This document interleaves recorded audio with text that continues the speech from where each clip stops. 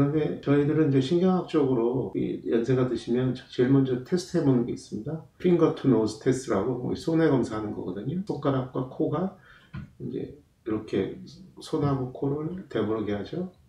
엄지손가락, 색핑키, 가운데 이렇게 랜덤으로 의사가 지적해주면 환자는 이렇게 눈 감은 상태에서 이렇게 하게 되죠. 그런데 어느 한쪽이 떨리거나 미스가 되거나 아니면 속도가 느리거나 아니면 지나치게 딴 데로 가거나 이 전부 손해와 관계가 있는데 환자 스스로 하기도 하지만 의사가 환자라면 환자가 의사가 손을 댔을 때 거기를 따라오게 하죠. 이렇게.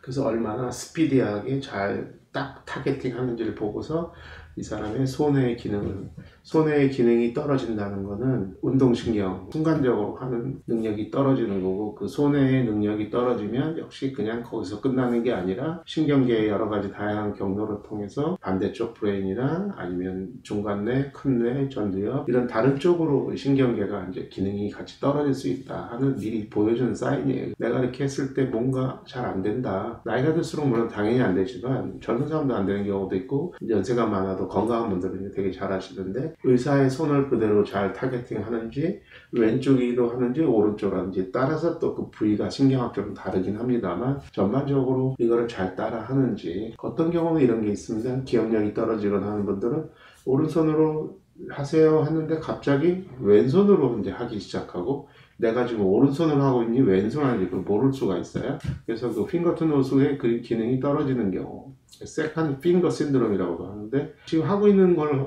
해야 되는데 갑자기 내가 왼쪽 해야 되나 이렇게 헷갈리거나 아니면 손을 댄 다음에 굉장히 오랫동안 누르고 있어요. 이렇게 프레셔를 하고 있어요. 디지털 프레셔라고 해요. 이런 것도 일종의 치매가 오고 있구나. 브레인이 해마나 전두엽이 뭔가 문제가 있지 않나 라는 걸 저희들은 의심하게 됩니다. 물론 손해의 기능이 떨어지니까 손해는 옆에 있는 전정기관, 평형기관하고 연결돼서 몸의 척추의 중심을 잡아주고 이렇게 중력을 이기게 해서 척추의 미들라인에 있는 척추 신경 그리고 근육을 조절해주기 때문에 S자 커브를 만드는 게 우리가 손해가 건강한 사람들의 특징인데 엄마 뱃속에 있을 때 C자로 있다가 커서 정상인 경우는 S자가 되고 다시 나이가 들면은 중력을 이기지 못하고 다시 또 뱃속에 있을 때 C자 커브가 되고 지팡이를 짚잖아요. 그건 뭐냐면 중력을 이길 수 있는 손해가 기능이 떨어지면 S자가 안 되고 C자가 된다는 거죠. 그러니까 자세가 일자목이나 꼬부정하거나 둥근 어깨라든지 허리의 균형, 로도시스가 허리에 커브가 없는 경우 호흡도 안 되면서 브레인 기능이 떨어지고 특히 손해 기능이 떨어지니까 핑거 투 노즈가 안 되거나 손해라는 거는 운동신경이니까 또 걷다가 오면 한쪽으로 쏠리거나 아니면 잘 넘어지거나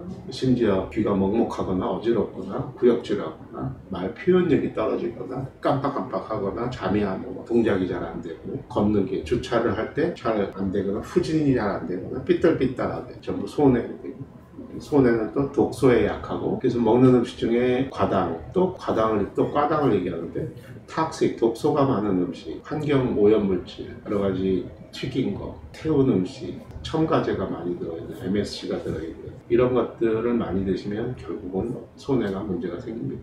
손해 기능이 떨어지면 말씀드린 여러 가지 증상이 오고 급기야는 마지막 순간에 전두엽하고 해마의 기능이 떨어진다. 전두엽이라는 거는 제일 핵심은 뭐냐? 억제를 시키는 작용. 나를 억제합니다. 이니비션. 끝나는 애기들이 이니비션이 잘 안 되죠. 그러니까 막 손이 막 올라가고 막 내려가고 이게 발가락이 위로 올라가고 막 엄청 플렉서블 하잖아요. 그러니까 적당하게 이니비션이 프론탈에서 전두엽이 하는 건데 전두엽에서 이니비션이 안 되면 억제를 못하면 경직되게 되죠. 타이트해지고 뭔가 정신적으로 육체적으로 모든 게 경직되고 균형 감각을 떨어지게 하죠. 그게 전두엽이 하는 거고 전두엽이 건강해야 감정 세계를 컨트롤하는 림빅이라고 하는 브레인 중에 가장자리에 존재하고 있는 다양한 신경핵들이 림빅이라고 하는 변연계라고 하는데 이 변연계는 굉장히 원시적으로 흥분하고 쉽게 발끈하고 쉽게 보고하는 그런 존재들인데 인간이 진화하면서 전두엽이 크게 발달하면서 이 림빅을 억제하는 거거든요. 슬플 때 울어야 되고 기쁠 때 웃어야 되는 건 당연히 맞으나 지나치게 울거나 지나치게 웃거나 거꾸로 슬플 때 울지 않고 기쁠 때 웃지 않고 제가 강의할 때 아재 개그를 하면 나름대로 좀 웃어줘야 되는데 전혀 웃지 않는다. 전혀 웃긴 얘기를 하지 않았는데 혼자서 막 한참 웃는 사람 그거 다 전두엽 기능이 림빅하고 컨트롤이 안 돼서 그런 거거든요. 근데 전두엽은 어디서 출발하느냐? 소뇌에서 출발합니다. 소뇌는 몸 안에 안 좋은 독소, 탁신이 있을 때 소뇌는 쉽게 기능이 떨어져요. 소뇌는 우리가 기분이 업되고 감정이 평화롭고 아름답고 사랑스럽고 감사하고 기도하고 교회에서 찬송을 하고 손을 이렇게 올리잖아요. 이렇게 올리기도 하고 이렇게 올리기도 하고 천천히 합니다. 막 이렇게 막 하는 경우도 있지만 보통 슬로우하게 천천히 하면서 나의 감정을 컨트롤하잖아요. 왜냐면 소뇌 중에서도 소뇌 그 끝에 껍질에 있는 소뇌 콜텍스, 소뇌 피질은 억제성이거든요. 역시 전두엽처럼 억제성을 갖고 있어서 억제라는 건 가바가 있는 거고 그 억제를 계속 좋게 억제를 시키려면 천천히 움직일수록 그 소뇌의 껍질, 콜텍스를 더 부양시킵니다. 막 움직이면은 이 소뇌의 억제성보다는 그 안에 있는 실질 속에 있는 깊이 안에 있는 핵들이 흥분성이거든요. 그러니까 소뇌는 껍질은 억제고 안에는 흥분이에요. 그러니까 막 운동하고 막 고고고 찬양하자.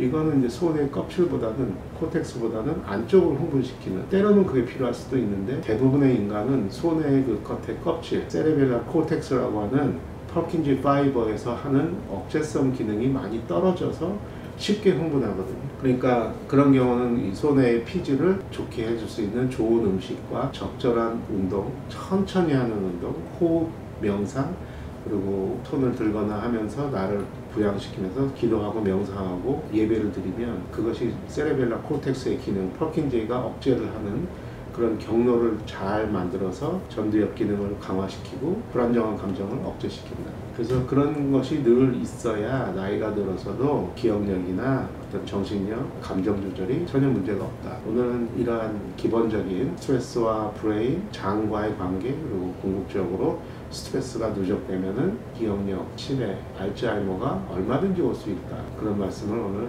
드렸습니다. 감사합니다.